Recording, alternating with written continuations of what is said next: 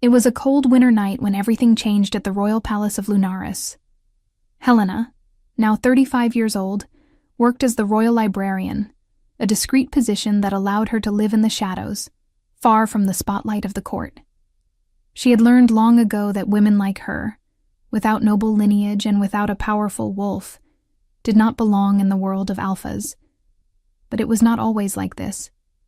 There was a time, 15 years ago, when she was just a young woman of 20, full of dreams and hopes. That was when she met Adrian, the crown prince at the time, during a full moon festival. They talked all night under the stars, and Helena felt something she had never experienced before. A deep, visceral connection, as if their souls recognized each other. For 3 magical months, they met in secret. Adrian was different from the other arrogant nobles. He listened to her, laughed with her, made her feel seen. Helena fell hopelessly in love and dared to dream the impossible. Then she wrote the letter. A letter pouring out her heart, revealing her deepest feelings, confessing that she felt they were destined for each other. She planned to deliver it personally, but on the night scheduled for their meeting, everything fell apart. Adrian did not show up. Instead, she heard the announcement. The prince was engaged to Lady Morgana, an alpha of pure lineage, powerful and politically valuable.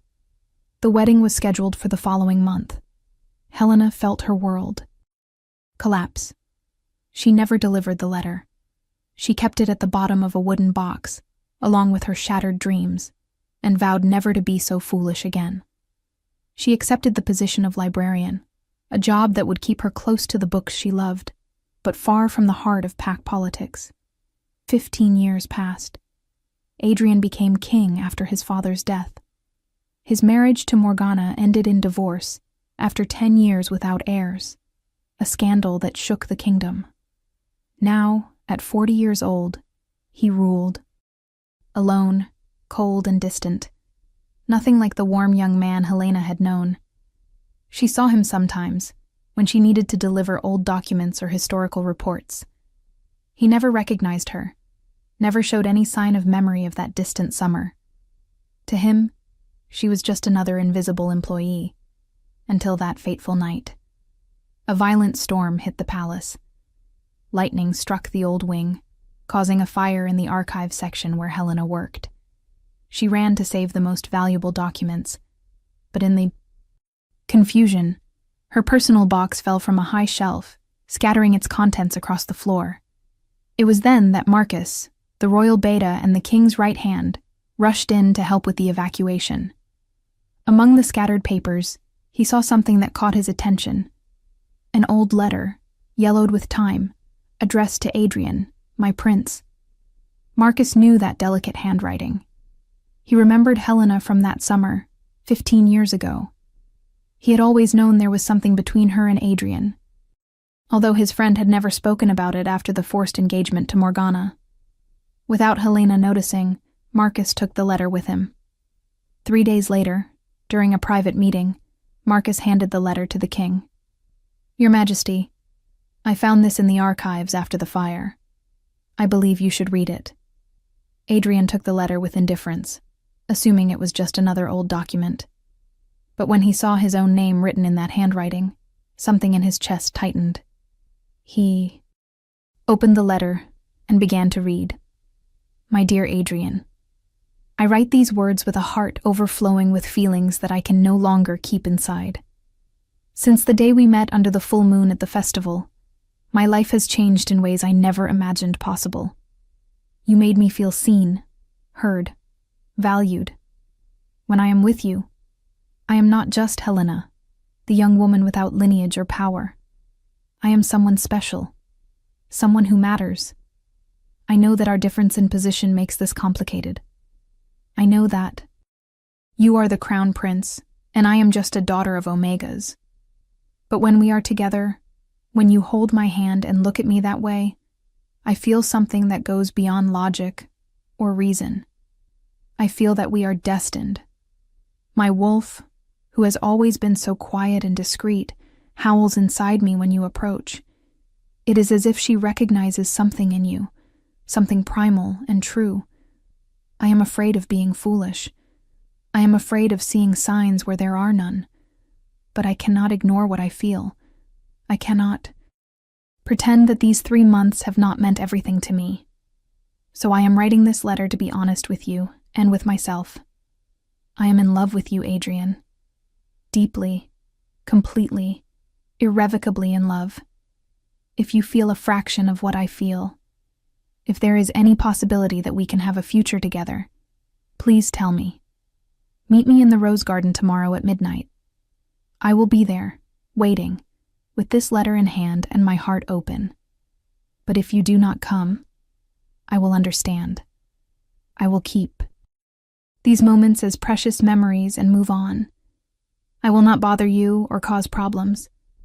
I will simply disappear from your life as quietly as I entered it.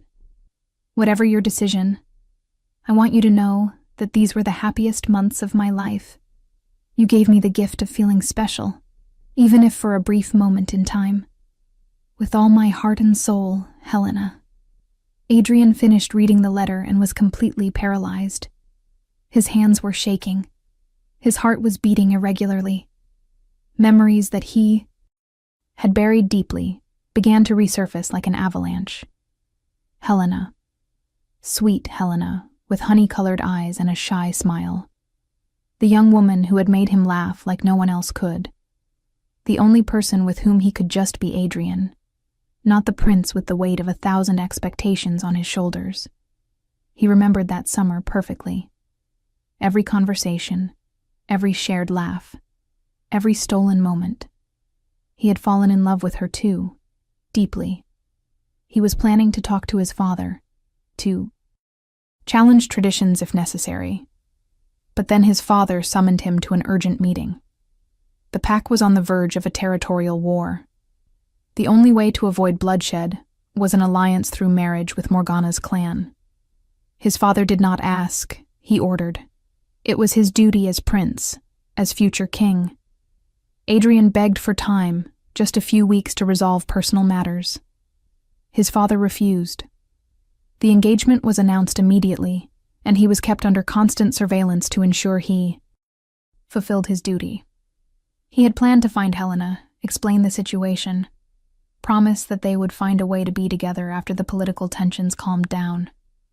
But before he could do that, Marcus brought him devastating news. Helena had left the capital. She disappeared without a trace, without a word of goodbye. Adrian assumed she had found out about the engagement and decided to move on. He was devastated, but accepted it as another cruel consequence of his position. He married Morgana. Out of duty, lived 10 years in a loveless marriage, and eventually became the lonely and distant king he was today. But now, holding that yellowed letter, he realized the terrible truth. Helena had been there. She had been waiting in the rose garden that night at midnight, with her heart open and the letter in her hands. But he never came. She must have thought he had abandoned her, that their 3 months together meant nothing to him, that she had been just another foolish girl dreaming above her station. The realization hit him like a physical blow. All these years, she had believed he did not care. All these years, she had carried that pain, that rejection. And all these years, she had been here, in his palace, working quietly in the library while he walked past her without even recognizing her. How could he have been so blind? How could he not have recognized the woman who had once meant everything to him? But he knew the answer. He had forced himself to forget. The pain of losing her, combined with the misery of his arranged marriage, had been too much to bear. So he buried those memories deep, locked them away, and became the cold, efficient king everyone expected him to be. But now those memories were flooding back with overwhelming force. He remembered the way she laughed, throwing her head back with pure joy. He remembered how her eyes lit up when she talked about the books she loved. He remembered the softness of her hand in his, the warmth of her smile, the way she made him feel truly alive for the first time in his privileged but suffocating life. And he remembered something else, something that made his blood run cold. He remembered the strange pull he felt toward her, the way his wolf had been unusually calm and content in her presence. At the time, he had been too young and too distracted by political pressures to understand what it meant. But now, with 15 years of experience and the wisdom that came with age, he understood perfectly. Helena was his true mate. The bond had been there all along, quiet and patient, waiting to be acknowledged. But they had both been too young, too constrained by circumstances, too afraid to recognize it for what it was. And now, 15 years had been lost. 15 years of loneliness, of living half a life, of wondering why nothing ever felt quite right. Adrian stood up abruptly, the letter still clutched in his hand. Marcus, where is she? Where is Helena right now? Marcus replied, who had been waiting quietly. She is in the library, Your Majesty. She has been working late every night since the fire, trying to restore and catalog the damaged documents.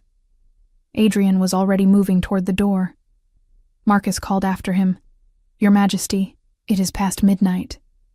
Perhaps you should wait until morning. Prepare what you want to say.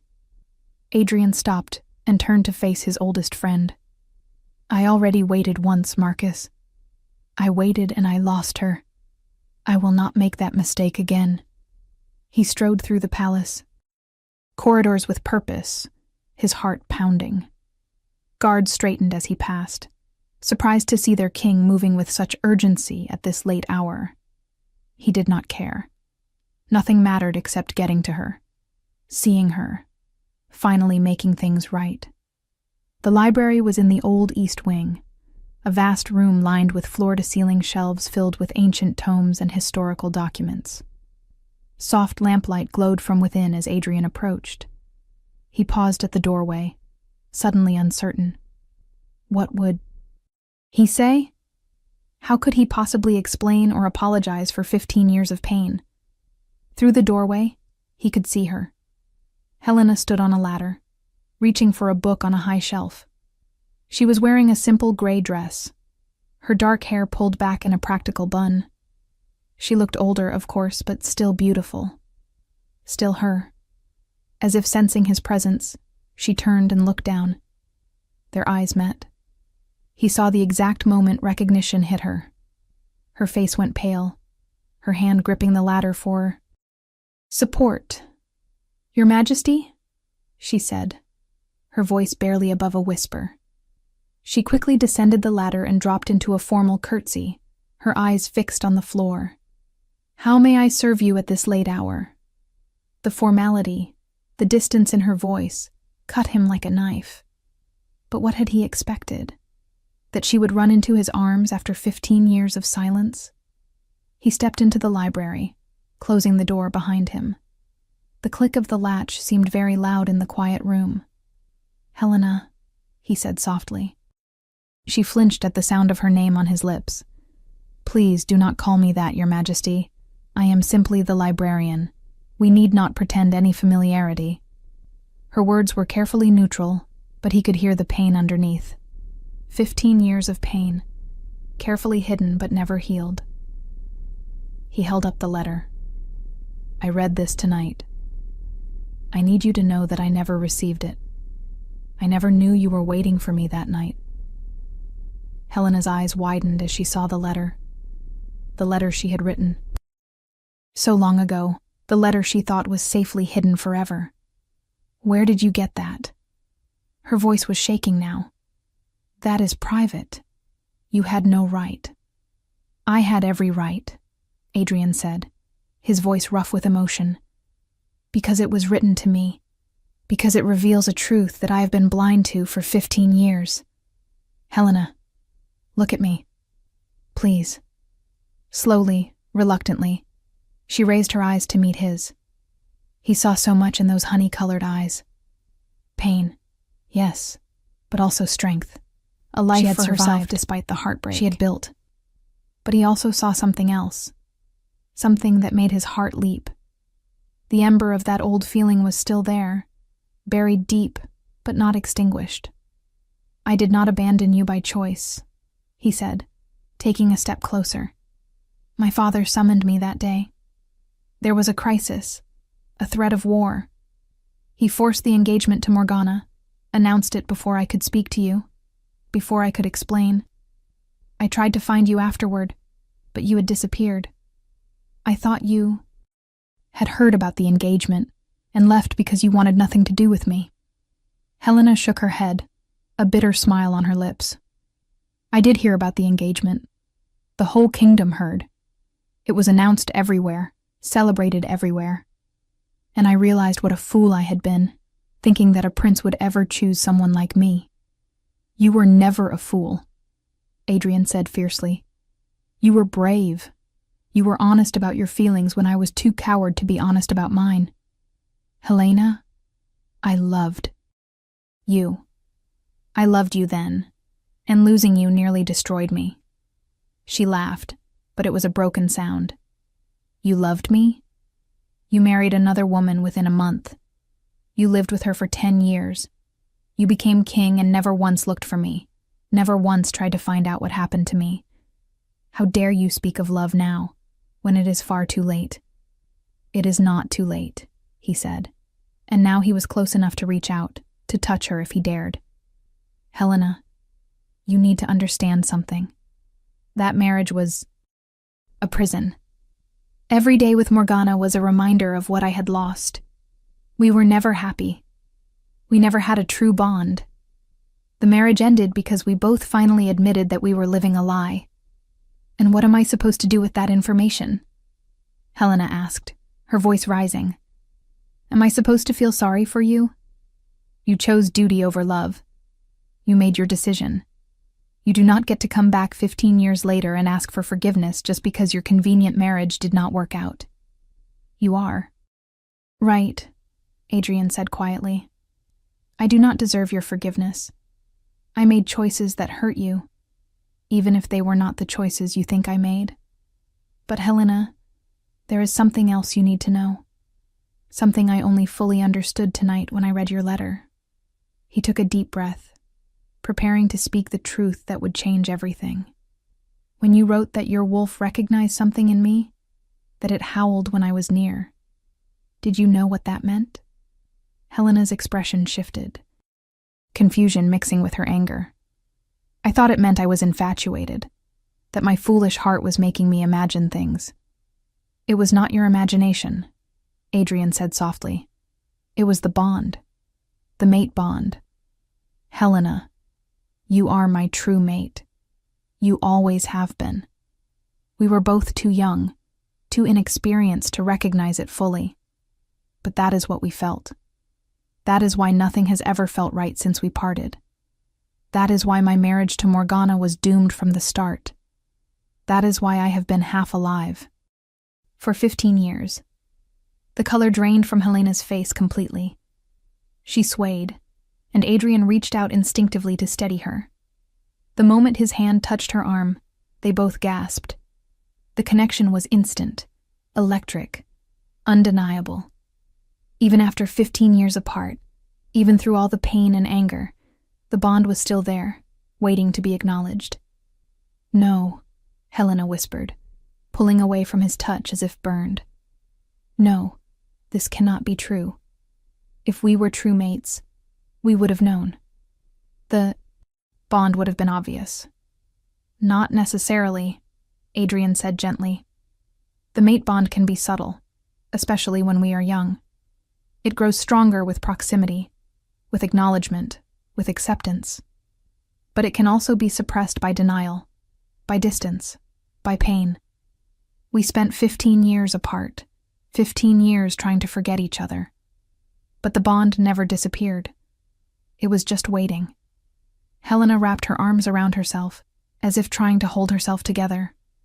"Even if what you say is true, it does not change anything. 15 years have passed, Adrian. I am not the same naive girl who wrote that letter.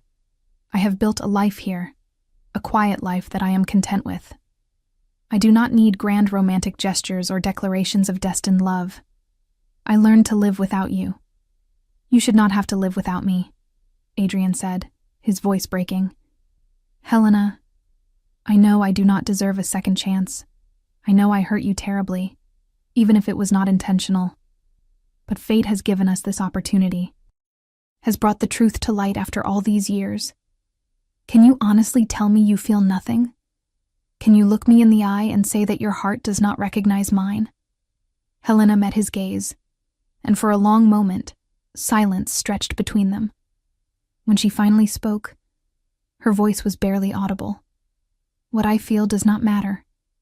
Even if the bond exists, even if some part of me still cares, it is not enough. You are the king. I am a librarian with no status, no power, no political value.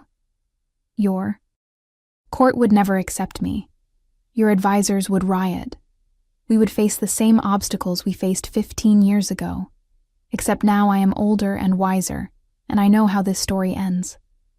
I would rather live with the pain of what might have been than suffer through the public humiliation of being the inappropriate choice that the king cannot actually commit to. Her words were like daggers, but Adrian understood the fear behind them. She had been rejected before, abandoned as she saw it. Why would she trust him now? But he was not the uncertain young prince anymore. He was the king, with the power to make his own choices. And he would not let fear or politics steal his mate from him a second time. Helena, I am not my father. I am not bound by the same political pressures that controlled him. Yes, I am the king, but that means I have the power to choose my own path. And I choose you. I have always chosen you. It was circumstances that separated us, not my will. Do not let those same circumstances win now. What are you saying? Helena asked, her voice trembling. I am saying that I want you by my side, not hidden away, not as some secret, as my queen, as my mate, as the woman I should have fought for 15 years ago. Adrian, that is insane, Helena said, shaking her head. Your court will never allow it. They expect you to marry another alpha, someone with political connections, someone who can strengthen the kingdom. They will not accept an Omega librarian with no family. Name. Then they will learn to accept it, Adrian said firmly. Or they will find themselves looking for new positions. I have spent 15 years being the dutiful king, making decisions based on politics and strategy. It has brought me nothing but misery. I will not sacrifice my mate a second time for the approval of people who do not have to live with the consequences of my loneliness. Helena stared at him, and he could see the war playing out in her eyes. Hope battling against fear. Desire battling against self-protection. He took another step closer, close enough that he could smell the faint scent of old books and vanilla that clung to her. Close enough that his wolf was howling with joy at finally being near its mate again. Please, he whispered. Please give us a chance. Give me a chance to prove that I will not abandon you again. Let me spend every day for the rest of our lives making up for the 15 years we lost. You do not have to decide everything tonight. Just give me permission to court you properly, to show you that this is real. I am afraid, Helena admitted, and the raw honesty in her voice nearly broke him. I am afraid to believe you. I am afraid to hope. I am afraid that if I let myself love you again, I will lose myself completely when it all falls apart. It will not fall apart, Adrian promised. Not this time. I know you have no reason to trust me, but I am asking you to try. I am asking for the chance to earn back what I lost. He reached out slowly, giving her time to pull away, and gently took her hand. The contact sent warmth spreading through both of them, the mate bond recognizing and celebrating their proximity.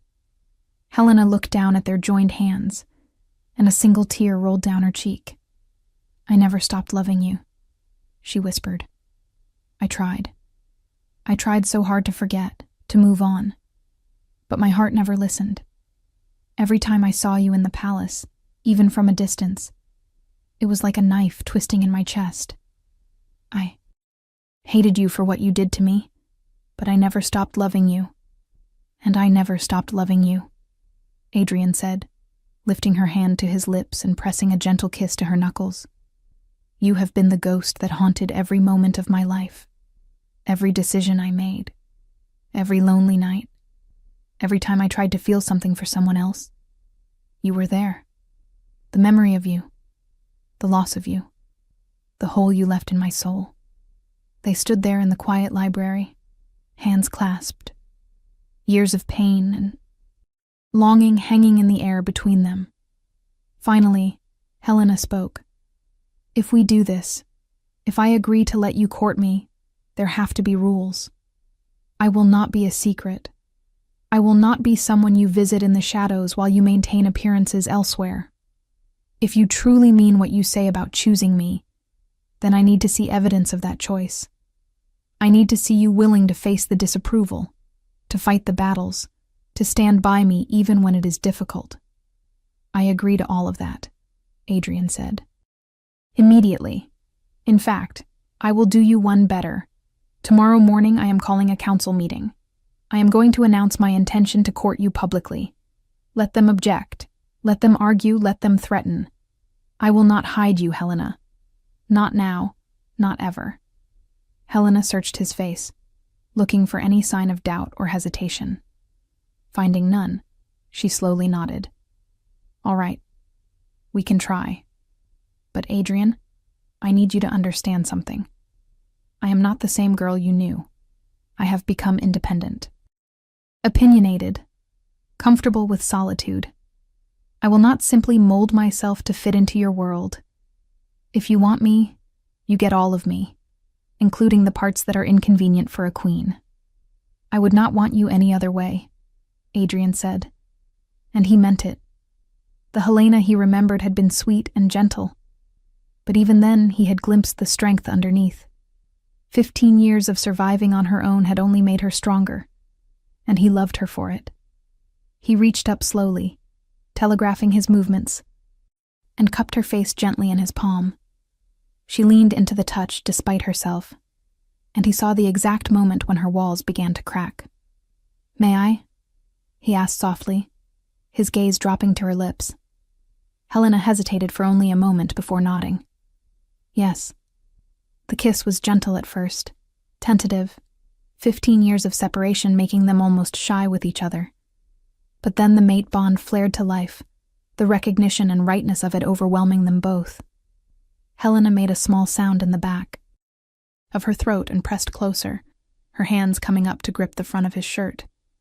Adrian deepened the kiss, pouring 15 years of longing and regret and love into it.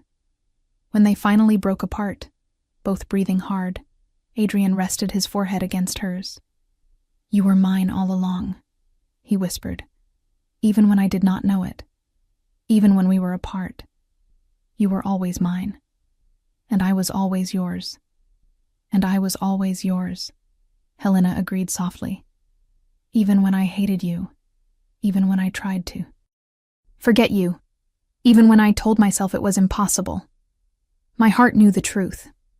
They stood there in the lamplight of the ancient library, surrounded by books and history, finally reunited after 15 years of separation. It would not be easy.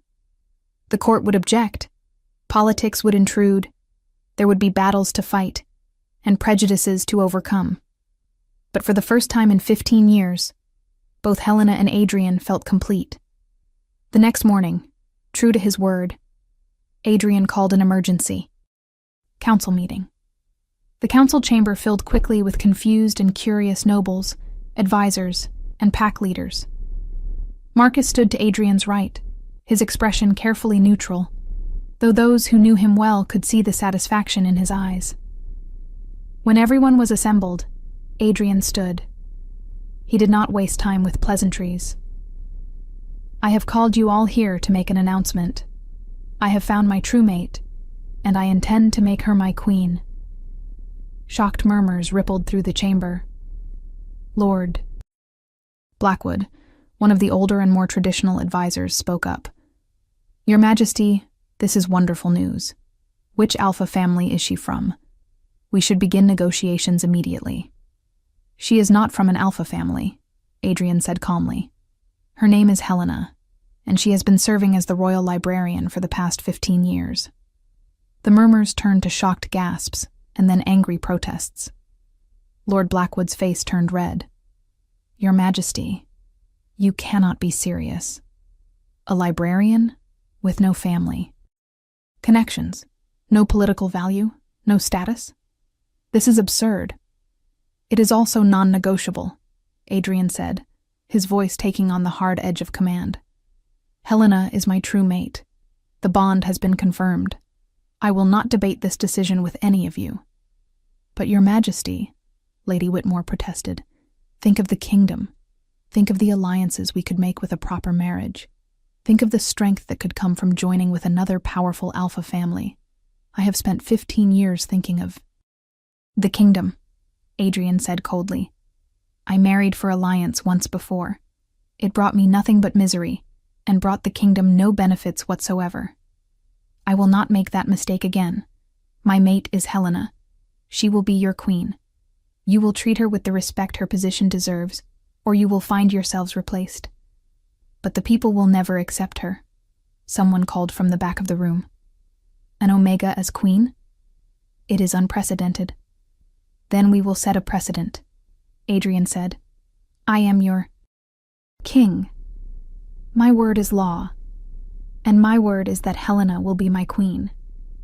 Now, you have two choices. You can accept this and work to make the transition smooth, or you can oppose it and find yourselves on the wrong side of your monarch. I suggest you choose wisely. The room erupted into arguments, some supporting the king, others vehemently opposed. Adrian let them argue for a few minutes, then raised his hand for silence. I understand that this is unexpected. I understand that it challenges tradition. But I am asking you to trust me. Trust that I know what is best for myself and for this kingdom. I have been a good king to you. I have been fair, just, and strategic. I have never asked you to simply follow me blindly. But in this, I am not asking. I am telling you. Helena is my mate, and she will be my queen. Any who cannot accept that should speak now and make arrangements to leave the court. The room fell silent. Slowly, reluctantly, the nobles began to bow their heads in acknowledgement. They might not like it, but they understood that Adrian was serious. This was not a debate, it was a declaration. After the meeting, Adrian found Helena in the library, trying to work but clearly distracted. She looked up when he entered, anxiety clear on her face. How did it go? She asked. As well as could be expected, Adrian said with a slight smile. They are not happy, but they will accept it. I made it clear that opposition was not an option. Helena stood and walked over to him. Are you sure about this? She asked quietly. It is not too late to change your mind. Once you make me your queen, there is no going back. Your reputation will be tied to mine forever. I have never been more sure of anything in my life, Adrian said, taking her hands in his. You are my mate, Helena. You always have been. And now, finally, the whole world will know it. Over the following weeks, Adrian courted Helena properly, despite the stares and whispers that followed them everywhere. He took her to dinners, to the theater, to walks in the palace gardens. He introduced her to foreign dignitaries and pack leaders, making it clear that she was to be respected as his future queen. At first, Helena was overwhelmed by the attention, by the sudden change in her status. But Adrian was patient, supporting her, protecting her from the worst of the gossip, standing firmly by her side no matter what objections arose. Slowly, some members of the court began to warm to her. They saw how happy Adrian was, how he smiled again for the first time in years. They saw Helena's intelligence, her kindness, her quiet strength. She was not the typical alpha queen they expected, but perhaps that was not entirely a bad thing. 6 months after the library reunion, Adrian proposed formally in the rose garden, the same garden where Helena had waited for him 15 years before. This time, he did not miss the meeting. This time, he knelt before her and offered her a ring, and his heart, and his kingdom. Helena accepted. Through tears of joy, and the whole palace celebrated. The wedding was a grand affair, attended by packs from across the kingdom and beyond.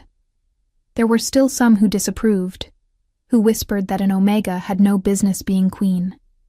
But they were drowned out by the majority, who were moved by the obvious love between their king and his chosen mate. On their wedding night, alone finally in the royal chambers, Adrian took Helena's face in his hands and kissed her deeply. "I love you," he whispered against her lips. "I have loved you since I was 20 years old, and I will love you until my last breath." "I love you too," Helena replied, wrapping her arms around him. "Thank you for finding me again. Thank you for fighting for us. I will always fight for us," Adrian promised. "We lost 15 years, but we have the rest of our lives ahead of us. And I intend to make every single day count."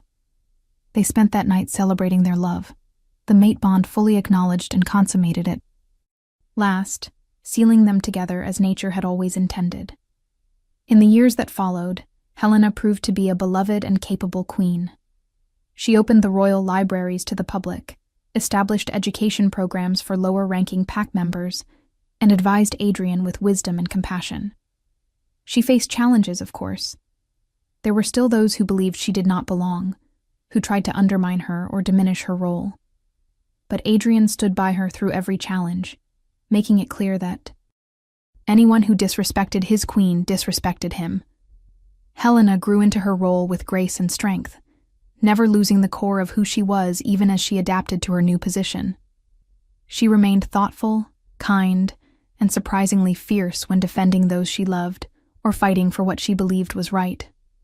One evening, many years after their wedding, Helena and Adrian stood together on a palace balcony overlooking the kingdom. Helena was now in her early 40s, with a few strands of silver in her dark hair. Adrian had aged as well, but his love for her had only grown stronger with time. "Do you ever regret it?" Helena asked softly. "Choosing me over political advantage? Do you ever wonder what might have been if you had married someone more suitable?" Adrian pulled her close, wrapping his arms around her from behind and resting his chin on her shoulder. "Not for one single moment," he said firmly. "You are my mate, Helena. You always have been. Every choice I made that led me to you. Even the painful ones, even the mistakes, I would make them all again if it meant ending up here with you."